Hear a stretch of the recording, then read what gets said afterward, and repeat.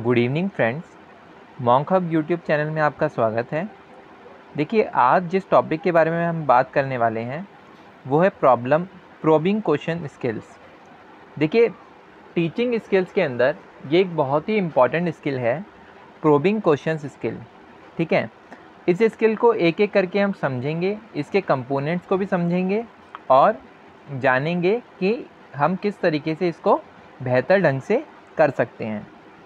देखिए, इस वीडियो के बारे में एक बात मैं आपको पहले ही बता दूं कि ये video national resource centre UGC HRDC ने डाल रखी है अपनी यूट्यूब चैनल पर, जिसका लिंक मैं वीडियो के डिस्क्रिप्शन में भी दे दूंगा। इस वीडियो को बनाने का पर्पस केवल इतना ही था कि ये वीडियो कम्प्लीटली इंग्लिश में थी और मैंने सोचा कि मेरे कुछ ऐसे साथी जो कि हिंदी ज़्यादा अच्छे से जानते हैं उनके लिए ये वीडियो कारगर रहेगी, इसीलिए इस वीडियो को मैं हिंदी में बना रहा हूँ। बाकी जो पूरा का पूरा कंटेंट है यहाँ पर वो national resource centre UGC HRDC का है और मैं इसकी वीडियो लिंक नीचे यूट्यूब वीडियो डिस्क्रिप्शन के अंदर आपको प्रोवाइड कर दूँगा। ओके, तो स्टार्ट करते हैं क्लास को। Probing question skill. देखिए, प्रोबिंग क्वेश्चन स्किल के बारे में हम बात कर रहे हैं। ये एक टीचिंग स्किल का मेथड है।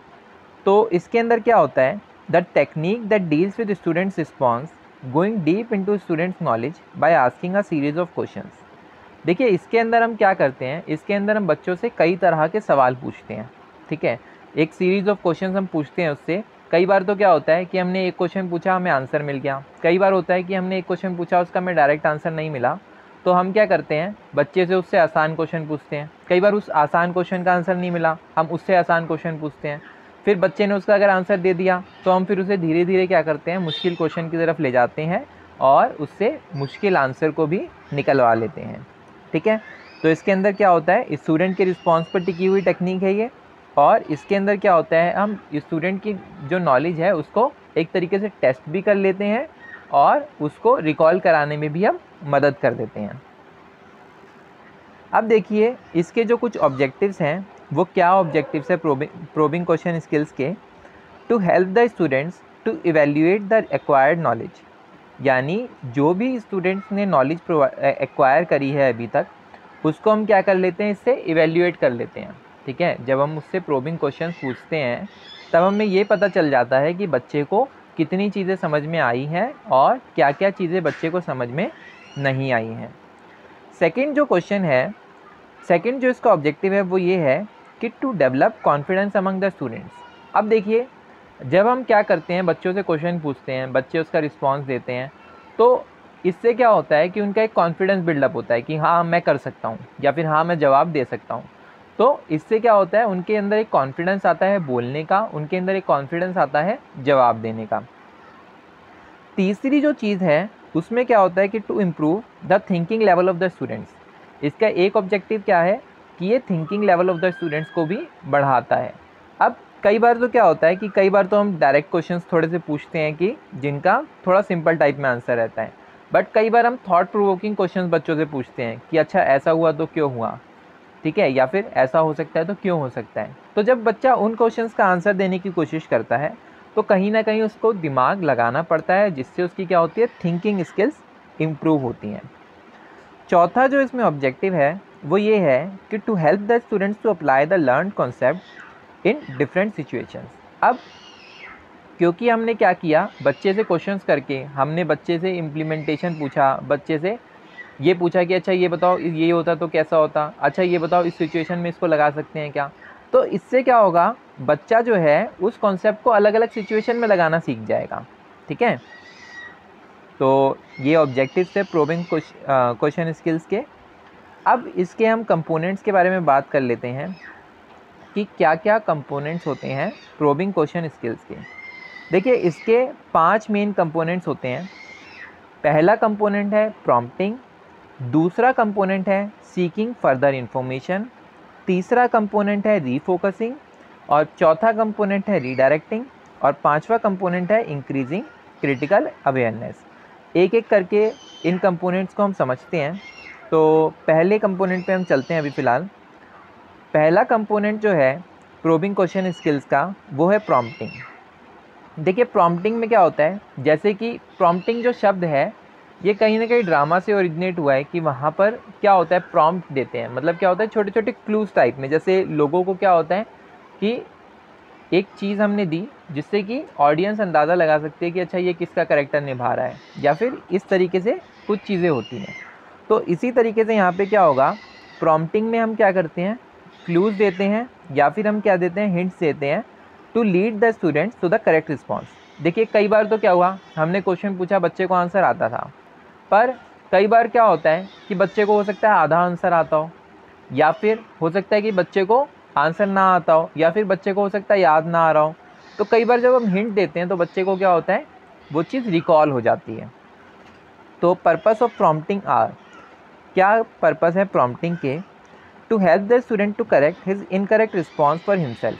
कई बार तो क्या होता है कि जैसे बच्चे ने कोई गलत आंसर दिया, अब जब हम बच्चे से और क्वेश्चंस पूछने लगते हैं तो फिर बच्चे को रियलाइज़ हो जाता है कि नहीं ये जो मैंने आंसर दिया ये लॉजिकली करेक्ट नहीं है, ये जो मैंने आंसर दिया ये गलत है। ठीक है, तो एक जो पर्पज़ है इसका ये है कि to help the student to correct his incorrect response for himself, कि जो उसने चीज़ इनकरेक्ट बताई है रिस्पॉन्स, वो चीज़ क्या हो वो खुद से करेक्ट कर ले। दूसरा पॉइंट इसके अंदर आता है to help the students to realize their mistakes. वही जो मैंने बताया कि इसमें क्या होता है कि बच्चा अपनी गलती को खुद कई बार रियलाइज़ कर लेता है। हम पूछते हैं अच्छा ऐसा हुआ तो क्यों हुआ, अच्छा ये बताओ इसके अंदर ये हो सकता है क्या, अच्छा ये बताओ कि ये ऐसे हो जाएगा क्या। तो बच्चे को खुद ही समझ में आने लगता है कि नहीं ऐसे ये चीज़ नहीं हो सकती है, जो मैंने आंसर बताया है कहीं ना कहीं गलत है, इसमें कहीं ना कहीं कुछ गलती हो रही है। अब देखिए व्हेन टू यूज़ प्रॉम्प्ट, जैसा कि अभी मैं थोड़ी देर पहले भी आपसे कह रहा था कि कई बार क्या होता है बच्चा कोई इनकरेक्ट आंसर दे देता है, या फिर कई बार होता है कि बच्चा कोई इनकम्प्लीट आंसर दे देता है, उसने पूरा आंसर एक बार में नहीं दिया। तब क्या होता है हम इन प्रॉम्प्ट को यूज़ करते हैं और इन क्वेश्चंस के थ्रू हम क्या करते हैं बच्चे से सही आंसर निकलवाने की, इन क्लूज़ के थ्रू हम क्या करते हैं बच्चे से सही आंसर निकलवाने की कोशिश करते हैं। The prompt is use when the students have difficulties in answering the question correctly और व्हेन स्टूडेंट्स गिव। देखिए प्रॉम्प्ट कब यूज़ किए जाते हैं, ये तब यूज़ किए जाते हैं जब स्टूडेंट को क्या होती है कोई डिफ़िकल्टी हो रही होती है आंसर देने में, या फिर वो क्वेश्चन को क्या कर रहा होता है बहुत वीक रिस्पॉन्स दे रहा होता है, मतलब कि जो आंसर वो दे रहा है ठीक है पर अभी करेक्ट की तरफ वो नहीं जा रहा है, मतलब उसने बहुत मामूली सा आंसर दिया है अभी। और जैसे अगर मैं फोर्स की बात करूँ तो फोर्स अगर हम पूछेंगे किसी बच्चे से तो फोर्स इज़ अ पुश और पुल। अगर कोई बच्चा ये बात कहता है छोटी क्लासेस के अंदर तब समझ में आता है, लेकिन अगर बड़ी क्लासेस में भी वो केवल यही कहता है कि फोर्स इज़ अ पुश और पुल, तो कहीं ना कहीं क्या होगा कि उस बच्चे को और काफ़ी सारी चीज़ें जानने की ज़रूरत है फोर्स के बारे में। ठीक है, फोर्स की डेफिनेशन उसे एक बार फिर से रिवाइज करने की ज़रूरत है। सेकेंड चीज़ जो है वो है अ कम्प्लीटली इनकरेक्ट रिस्पॉन्स। कई बार क्या होता है बच्चे का रिस्पॉन्स बिल्कुल गलत था, तो ऐसे में हम क्या करते हैं कई बार उसे क्लू दे देते हैं। ठीक है, या फिर कोई ऐसा उसके आसपास का हम क्वेश्चन पूछ देते हैं जिससे कि क्या होता है बच्चे को उस क्वेश्चन को सही करने में क्या हो जाती है मदद मिल जाती है। ठीक है, कई बार जैसे हम पूछते हैं ना अच्छा ये ऐसे हो सकता है क्या, तो बच्चे को याद आ जाता है हाँ कि ये ऐसे भी हो सकता है। तीसरा जो पॉइंट है इसके अंदर वो पॉइंट है आप पार्शियली करेक्ट रिस्पॉन्स। कई बार क्या होता है बच्चा पार्शियली करेक्ट रिस्पॉन्स देता है। ठीक है, कुछ हद तक तो बच्चे ने सही बताया लेकिन कुछ हद तक गलत हो गया। इसका एक एग्जांपल भी हम लोगों के पास है जिसको हम आगे डिस्कस करने वाले हैं अभी। चौथा जो है उसमें क्या है as a I don't know response.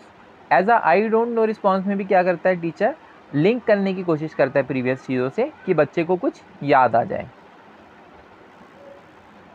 When to use prompt. अब चलिए इसका थोड़ा सा एक एग्जांपल देख लेते हैं जिससे कि चीज़ें हमें क्लियर हो जाएं।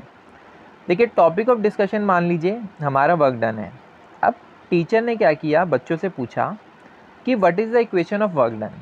अब हम सभी जानते हैं कि वर्क डन की इक्वेशन क्या होती है।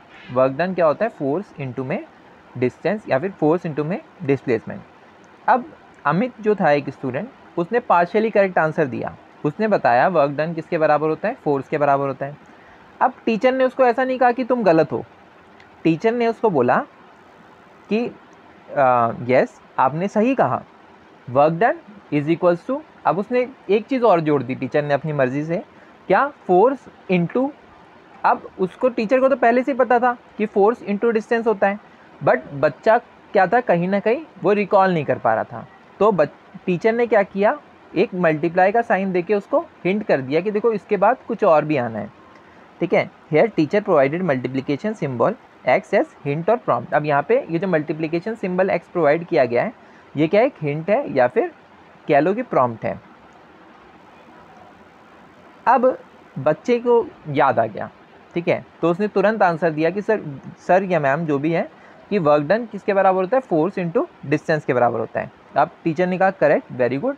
तो इस क्वेश्चन के थ्रू क्या हुआ, ये जो प्रॉम्प्टिंग हमने की, इससे क्या हुआ, बच्चे को एक क्लू देने से बच्चे को क्या हुआ, याद आ गया कि हाँ ये चीज़ थी। ठीक है, उसको तुरंत रिकॉल हो गया। कंपोनेंट सेकंड, इसमें क्या है, सीकिंग फर्दर इन्फॉर्मेशन। अब यहाँ पे हम क्या चाहते हैं, यहाँ पे हम चाहते हैं कि बच्चे ने जो आंसर दिया है उस आंसर को वो और इलेबोरेट करे। जैसे अगर अगर मोमेंटम जो है, किसी बच्चे से पूछा गया कि मोमेंटम बताओ क्या होता है, तो उसने मान लीजिए आंसर दे दिया उसके फॉर्मूले की टर्म्स में। अब हम ये चाहते थे कि बच्चा मोमेंटम के बारे में कुछ और भी बताए। ठीक है, हो सकता है उसकी डेफिनेशन बताए, हो सकता है उसकी थोड़ी सी डिटेलिंग बताए, एग्जांपल्स बताए। तो हम क्या करेंगे, अच्छा तुम एग्जांपल दे सकते हो मोमेंटम के कुछ, इस तरीके से हम उससे कुछ क्वेश्चन पूछेंगे कि can you give us some examples of momentum. ठीक है, और have you seen momentum in your daily life. तो इस तरीके से हम क्या करेंगे, बच्चे से कुछ एग्जांपल्स पूछेंगे। इसके ऑब्जेक्टिव्स क्या होते हैं, सीकिंग फर्दर इंफॉर्मेशन कंपोनेंट के, to encourage the students to supply additional information. अब यहाँ पे हम क्या करेंगे, बच्चे को इनकरेज करेंगे कि वो एडिशनल इन्फॉर्मेशन को हमें प्रोवाइड करें। ठीक है, उसने जो हमें टर्म बताई है या फिर उसने जो हमें डेफिनेशन बताई है, हो सकता है हमें और एग्जांपल जानने हैं, हो सकता है उसने हमें एग्जांपल बताया हो तो हमें डेफिनेशन जाननी हो। ठीक है, टू हेल्प, और दूसरा जो है इसका ऑब्जेक्टिव वो ये होता है to help them to organize their responses properly. दूसरा जो यहाँ पर है वो ये है कि हम क्या चाहते हैं कि बच्चा जो है अपने रिस्पॉन्सेज को प्रॉपरली ऑर्गेनाइज करना सीख जाए। ठीक है, तो यानी जब हम उससे कोई क्वेश्चन पूछ रहे हैं तो ऐसा नहीं कि वो टुकड़ों में हमें आंसर दे रहा है, वो एक पूरा सेंटेंस बना के हमें आंसर दे सके या फिर वो एक पूरा कंप्लीट आंसर हमें प्रोवाइड कर सकें, तो वो ये ऑर्गेनाइजेशन सीख जाए। इसीलिए हम सीकिंग फर्दर इन्फॉर्मेशन टाइप के क्वेश्चंस भी बच्चों से पूछते हैं। तीसरा जो ऑब्जेक्टिव है हमारा वो ये है कि to help them to provide proper response in detail, ताकि वो हमें क्या करना, वही जो मैंने बात की कि प्रॉपर रिस्पॉन्स देना सीख जाएं। ठीक है, कोई भी अगर उनसे क्वेश्चन पूछा जाए तो डिटेल में उस चीज़ को बताना सीख जाएं। चौथा जो ऑब्जेक्टिव है इसका वो ये है कि to help them to improve their original responses. अब जो उन्होंने ओरिजिनल रिस्पॉन्स दिया था पहले, उसके अंदर कई चीज़ें वो ऐड करना भूल गए थे। ठीक है, हो सकता है उन्होंने एक वन वर्ड आंसर टाइप दे दिया हो, लेकिन हमारी एक्सपेक्टेशंस क्या थी, उससे ज़्यादा थी। तो अब क्या होगा, जब हमने और उससे एडिशनल इन्फॉर्मेशन मांगी तो उसका जो आंसर है वो क्या हो जाएगा, बेटर हो जाएगा। ठीक है, अब थोड़ा सा हम ये देख लेते हैं कि किस तरीके के क्वेश्चन इसके लिए हम यूज़ करते हैं अगर हमें फर्दर इन्फॉर्मेशन सीख करनी हो बच्चे से। The teacher can motivate the student to complete their responses asking questions like. अब देखो, अगर टीचर चाहता है कि बच्चे से वो फर्दर इन्फॉर्मेशन सीख करे तो वो इस तरीके के क्वेश्चंस का इस्तेमाल कर सकता है। State your answer in other words, अपने आंसर को दूसरे वर्ड्स में बताओ। तो बच्चा जब दूसरे वर्ड्स में बताएगा तो हो सकता है कि कुछ पॉइंट्स वो जब पहले छोड़ चुका था वो पॉइंट्स अब इसके अंदर क्या हो जाए, इंक्लूड हो जाएं। सेकेंड पॉइंट यहाँ पे है, will you please elaborate your answer. अब सेकंड क्वेश्चन अगर टीचर ने मतलब इस तरीके से पूछा कि अच्छा अपने आंसर को और इलेबोरेट करो, तो हो सकता है कि पहले उसने वन वर्ड में आंसर दिया था या एक लाइन में आंसर दिया था, अब उसको 4 या 5 लाइन में अच्छे से पूरा ऑर्गेनाइज करके हमें पूरी डिटेलिंग उसकी दे दे। अगर तीसरा और हम कैसे क्वेश्चन पूछ सकते हैं, what can you add to your answers. अब हम पूछ सकते हैं कि भाई इसमें तुम और क्या जोड़ सकते हैं आंसर के अंदर। तो जब बच्चा इसका आंसर देगा तब भी क्या होगा, उसका आंसर इम्प्रूव हो जाएगा। या फिर हम उससे पूछ सकते हैं, can you give some examples to support your views. अब इसमें क्या होगा, उसने डेफिनेशन बता दी, लेकिन वही जैसे कि मैंने मोमेंटम का एग्जांपल लिया था, अब हम उससे क्या चाहते हैं कि वो हमें कुछ और एग्जांपल्स भी दे दें। तो हम इस तरीके का क्वेश्चन पूछ सकते हैं उससे, या फिर वही state your answer in other words. इसी तरीके से हम इसी क्वेश्चन के लिए क्या कर सकते हैं, हम कह सकते हैं can you explain it in some other words, क्या आप इस क्वेश्चन को दूसरे शब्दों में कह सकते हैं। तो बच्चा क्या होगा, इससे हमें और एडिशनल इन्फॉर्मेशन उस चीज़ के बारे में दे देगा। अब ज़रा सा इसका भी एक एग्जांपल देख लेते हैं। मान लीजिए कि हमारा टॉपिक ऑफ डिस्कशन था क्लास का सोर्सेज ऑफ वाटर, ठीक है, हमें वाटर सोर्सेज के बारे में जानना था। टीचर ने एक सवाल किया, बताओ कि what are the sources of water, कि वाटर के क्या क्या सोर्सेज हैं। अब अमोल ने बताया रेन, कि भाई बारिश आती है तो उससे भी हमें पानी मिलता है। तो उसका आंसर तो ठीक है, आंसर में कोई कमी नहीं है, बट टीचर को क्या था, टीचर को ये था कि आंसर उसका और इलेबोरेट हो। तो टीचर ने क्या किया, उससे फर्दर इन्फॉर्मेशन सीख करने के लिए क्वेश्चन पूछे कि और वो इन्फॉर्मेशन इससे जुड़ी दे। तो टीचर ने पूछा is there any other sources of water. तो अमोल ने बताया जैसे कि सी, समुद्र से भी पानी मिलता है हमें। तीसरा, फिर टीचर ने क्वेश्चन किया in order to seek more information. अब दोबारा उसका पर्पस क्या है, वो और इन्फॉर्मेशन चाहता है बच्चे से। Is there any other source of water, क्या यहाँ पर और भी कोई सोर्स ऑफ वाटर है। तो यहाँ पर अमोल ने क्या कहा, रिवर। अब ये कंप्लीट आंसर हो गया क्या, कि जो सोर्सेज ऑफ वाटर है वो क्या है, रेन, सी एंड रिवर। हमारे पास क्या हो गए, 3-4 एग्जाम्पल हो गए देने के लिए कि भाई अगर हमसे सोर्सेज ऑफ वाटर पूछा जा रहा है तो क्या है, रेन है, सी है और या फिर रिवर है। तो इस तरीके का टीचर एक आंसर चाहता था जिसमें क्या हो, थोड़ी सी डिटेलिंग आ जाए, या फिर जो थोड़ा सा क्या हो, एटलीस्ट हमारे पास एक से ज़्यादा या दो से ज़्यादा एग्जाम्पल्स हमारे पास रहें अपनी बात को कहने के लिए। तीसरा जो कंपोनेंट है वो है रीफोकसिंग। देखिए इसके अंदर टीचर क्या करता है, इसके अंदर टीचर कुछ क्वेश्चंस पूछता है और अगर बच्चा उसका सही आंसर दे देता है, ठीक है, बच्चे ने सही आंसर दिया तो क्या होता है कि उस टॉपिक पे रीफोकस, बच्चे का ध्यान दोबारा से फोकस हो जाता है, ठीक है। या फिर कई बार क्या होता है, हम उस चीज़ से दूसरी चीज़ से रिलेट भी करते हैं, ठीक है। जैसे अगर हम नंबर स्टार्ट कर रहे हैं, नंबर से कॉन्सेप्ट पढ़ा रहे हैं बच्चों को, तो हो सकता है हम उससे बेसिक स्टार्टिंग का कुछ पूछ लें और उसका जो ध्यान है उस टॉपिक से लिंक कर दें। तो इसके कुछ ऑब्जेक्टिव्स हम देख लेते हैं। फर्स्ट ऑब्जेक्टिव है इसका, to relate the students correct response to another topic that they have studied in the previous class. अब हमने क्या किया, बच्चे का जो करेक्ट रिस्पॉन्स हमें मिला था उसके थ्रू हम क्या कर रहे हैं, बच्चे का ध्यान दूसरे टॉपिक से जोड़ना चाह रहे हैं जो कि उन्होंने प्रीवियस क्लास में पढ़ा था। सेकंड जो हमारा ऑब्जेक्टिव है वो यहाँ पे क्या है, to compare the correct response with other concepts, ठीक है। यहाँ पर क्या हो सकता है कि हम चाहते हो कि हम करेक्ट रिस्पॉन्स को दूसरे कॉन्सेप्ट से जोड़ दें। अब बच्चे ने एक चीज़ का हमें सही आंसर दे दिया तो हम क्या कर सकते हैं, उससे रिलेटेड अब दूसरे भी कॉन्सेप्ट उसके साथ डिस्कस कर सकते हैं ताकि वो और भी कुछ नया सीख जाए। तीसरा जो ऑब्जेक्टिव है हमारा वो ये है, to consider the implications of the correct response in a new situation. अब जो करेक्ट आंसर उसने दिया है हम उससे ये पूछ सकते हैं कि अच्छा ये बताओ कि ये दूसरी सिचुएशन में किस तरीके से यूज़ किया जा सकता है, ठीक है। तो यहाँ पे क्या होगा, इन 3 तरीके से रीफोकसिंग की अगर हम बात करें तो ये एक थोड़ा सा ज़्यादा इम्पॉर्टेंट कॉन्सेप्ट है। इसके थ्रू क्या है, कॉग्निटिव स्किल्स के हम हायर लेवल को टच कर रहे हैं।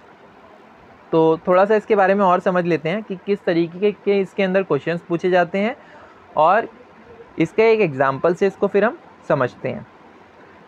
देखिए सप्लीमेंट्री क्वेश्चंस इसके अंदर जो पूछे जाते हैं वो ये हो सकते हैं कि how does it relate to, ठीक है, यानी जो आपने सही आंसर दिया, आपने जो चीज़ बताई है हमें, वो इस चीज़ से कैसे जुड़ी हो सकती है, ठीक है, एनालॉगी हमने पूछ ली, या फिर इन what way it is different from, या फिर ये बताओ कि ये चीज़ इससे कैसे अलग है, या फिर हम पूछ सकते हैं what is the implication of this idea to.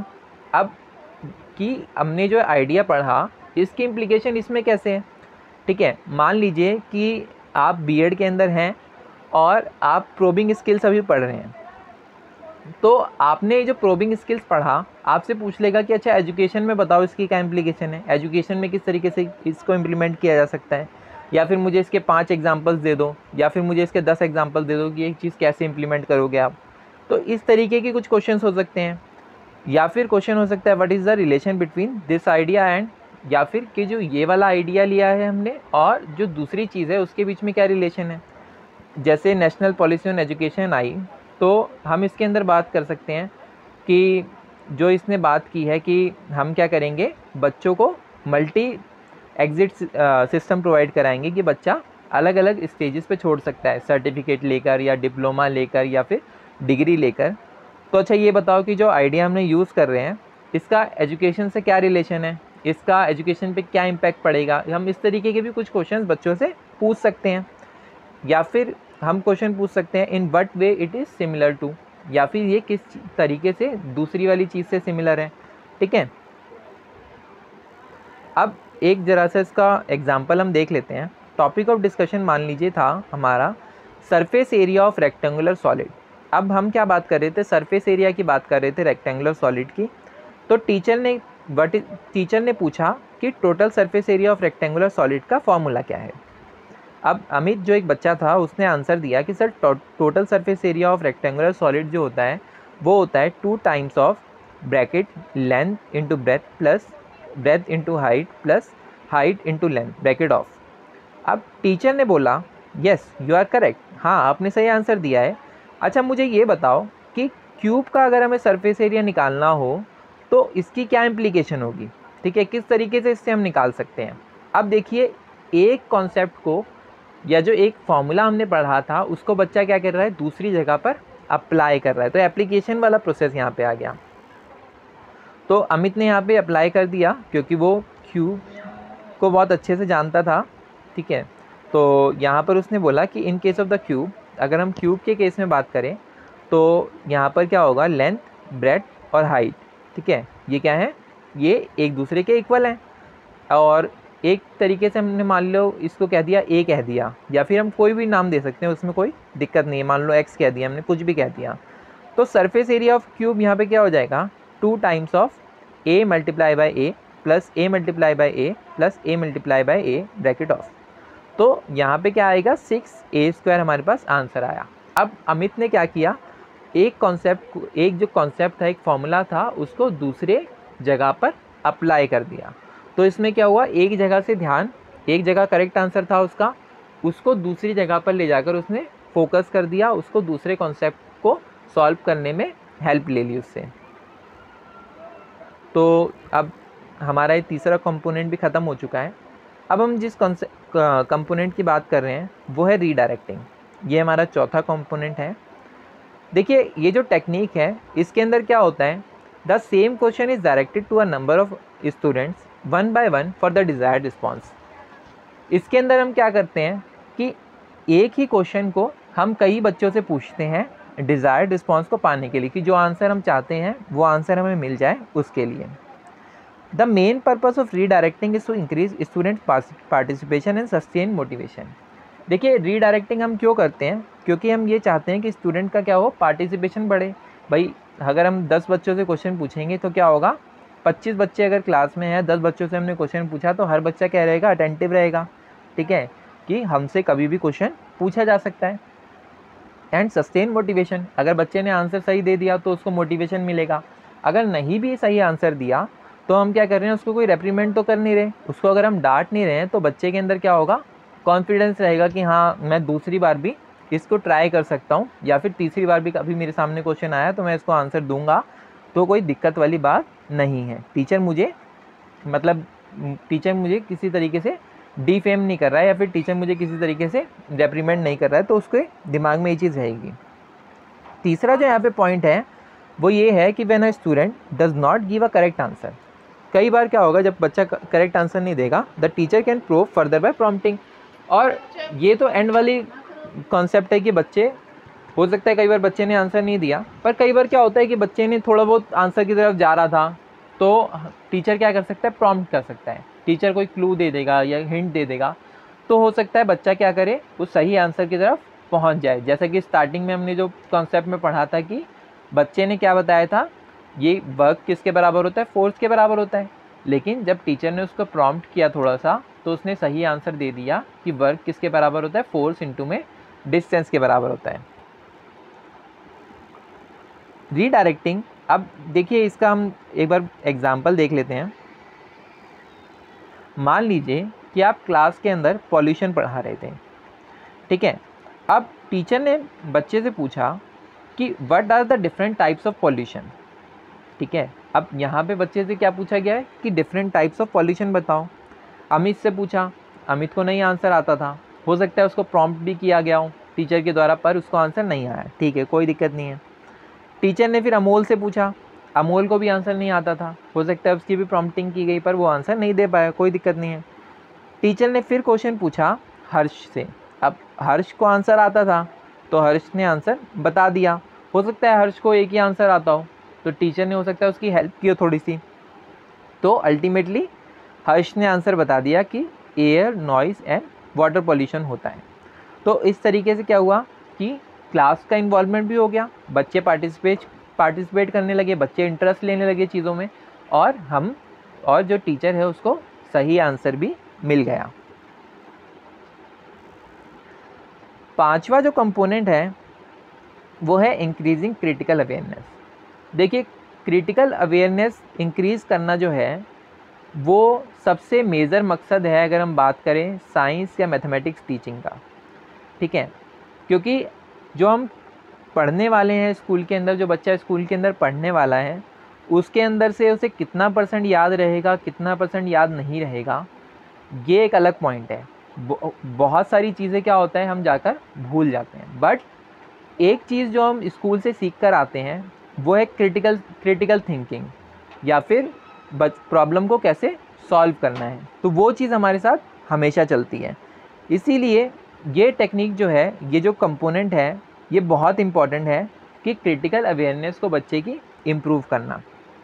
देखिए, इसके ऑब्जेक्टिव्स की अगर हम बात करें तो एक ऑब्जेक्टिव तो वही है कि हमें क्या करना है, बच्चे की क्रिटिकल अवेयरनेस को इम्प्रूव करना है। दूसरा जो हमारा ऑब्जेक्टिव है वो ये है कि बच्चे की क्या करनी है, डीप अंडरस्टैंडिंग को डेवलप करना है बच्चे के अंदर by going beyond the correct response given by the students. कि हमें केवल ये नहीं है कि एक बच्चे ने करेक्ट रिस्पॉन्स दे दिया तो ठीक है, हम क्या करेंगे, बच्चे से और भी काफ़ी सारी चीज़ें जानने की कोशिश करेंगे कि अच्छा ये बताओ कि ये करेक्ट है तो क्यों करेक्ट है, ठीक है। तो इससे क्या होगा, बच्चा सोचेगा कि अच्छा ये करेक्ट है तो क्यों करेक्ट है, मैंने ये तो कभी सोचा ही नहीं था। तो इस तरीके से क्या होगा, बच्चे के अंदर क्रिटिकल थिंकिंग डेवलप होगी। अब ज़रा सा कुछ क्वेश्चंस को देख लेते हैं कि किस तरीके से टीचर को अगर क्रिटिकल अवेयरनेस डेवलप करनी है तो वो किस तरीके के क्वेश्चंस पूछ सकता है। तो जैसे कि क्रिटिकल अवेयरनेस डेवलप करने के लिए टीचर पूछ सकता है कि अच्छा ये बताओ, जैसे कि मैंने अभी आपसे कहा था कि हाउ इज़ इट करेक्ट, कि अगर करेक्ट है तो कैसे करेक्ट है, आप कैसे इस नतीजे पे पहुँचे कि ये करेक्ट चीज़ है। या फिर टीचर ये पूछ सकता है अच्छा ये वाला तो करेक्ट है, ठीक है आपने बता दिया, बट ये बताओ कि ये जो दूसरे वाले हैं ये करेक्ट क्यों नहीं है, इनमें क्या कमी है, वाई नॉट अदर, ठीक है। तीसरा, टीचर ये भी पूछ सकता है कि what are the reasons behind it, कि ये जो चीज़ करेक्ट थी या इनकरेक्ट थी, जो भी चीज़ थी, या फिर ये जो चीज़ हमें करनी चाहिए नहीं करनी चाहिए, इसके पीछे रीज़न क्या है, किस वजह से करनी चाहिए, किस वजह से नहीं करनी चाहिए, ये सारी चीज़ें क्या करेगा टीचर जानने की बच्चे से कोशिश करेगा। अब चलिए इसका भी एक एग्जांपल हम ले लेते हैं। देखिए, मान लीजिए कि जो टॉपिक ऑफ डिस्कशन है हमारा क्लास का वो है रेशियो एंड प्रोपोर्शन। अब टीचर क्या कर रहा है, टीचर ने बच्चों से पूछा कि अच्छा ये जो दोनों रेशियोज दे रखी हैं ये प्रोपोर्शन में है या नहीं, ये बताओ। तो रेशियोज दे रखी थी 3/5 एंड 3/5 एंड 6/10। अब नेहा ने आंसर दिया कि यस सर या फिर यस मैम, जो भी हैं, कि ये जो दो रेशियोज दे रखी हैं ये दोनों प्रोपोर्शन में हैं। अब टीचर ने कहा कि आपका आंसर तो ठीक है, बट अच्छा मुझे ये बताओ कि ये जो दोनों रेशियोज हैं ये प्रोपोर्शन में कैसे हैं, आपने ये कैसे पता लगाया कि ये दोनों प्रोपोर्शन में हैं। अब नेहा ने कहा, अब देखिए यहाँ पर एक छोटी सी चीज़ मैं आप लोगों को से डिस्कस करना चाहता हूँ कि जो प्रोडक्ट ऑफ एक्सट्रीम्स हैं, ठीक है, अगर वो इक्वल होता है किससे, प्रोडक्ट ऑफ मीन्स से, तो हम ये कह सकते हैं कि जो रेशियोज़ हैं वो प्रोपोर्शन में हैं। अब ज़रा सा एक्सट्रीम्स और मीन्स को समझ लेते हैं। एक्सट्रीम्स देखिए, अगर 4 नंबर आपके पास लिखे हुए हैं, जैसे 3/5 लिखा हुआ है एंड 6/10 लिखा हुआ है, तो यहाँ पर सबसे पहला नंबर 3 है, ठीक है, और यहाँ पर जो सबसे एंड वाला नंबर है वो 10 है। तो यहाँ पर 3 और 10 को हम क्या कहेंगे, ये एक्सट्रीम है, ठीक है, extreme left and extreme right. अब इनके जो बीच में दोनों नंबर आ रहे हैं, इनको हम क्या बोलते हैं, मीन्स बोलते हैं, ठीक है। तो यहाँ पर क्या हो रहा है कि जो प्रोडक्ट ऑफ एक्सट्रीम्स है 3 × 10 क्या आ रहा है 30, वो किसके बराबर है, is equal to the product of means क्या है 5 और 6। अब 5 × 6 करेंगे तो भी क्या आ रहा है 30 आ रहा है। तो ये क्योंकि ये दोनों बराबर हैं इसलिए हम क्या कह सकते हैं कि ये जो दोनों रेशियोज़ हैं ये प्रोपोर्शन में है। अब टीचर ने क्या कहा, yes you are correct, very good. अब इस क्वेश्चन से क्या हुआ, जो नेहा है उसको ये नहीं कि केवल उसने ये चीज़ याद कर ली कि 3/5 और 3 और 6/10 ये दोनों क्या है प्रोपोर्शन के अंदर, उसने याद नहीं किया। उसे अगर कोई और भी क्वेश्चन मिलेगा इससे रिलेटेड तो वो आसानी से कर पाएगी, क्योंकि उसको इसका कॉन्सेप्ट समझ में आ चुका है। तो आशा करता हूँ कि आपको प्रोबिंग स्किल समझ में आ चुकी होगी, प्रोबिंग क्वेश्चन स्किल समझ में आ चुकी होगी।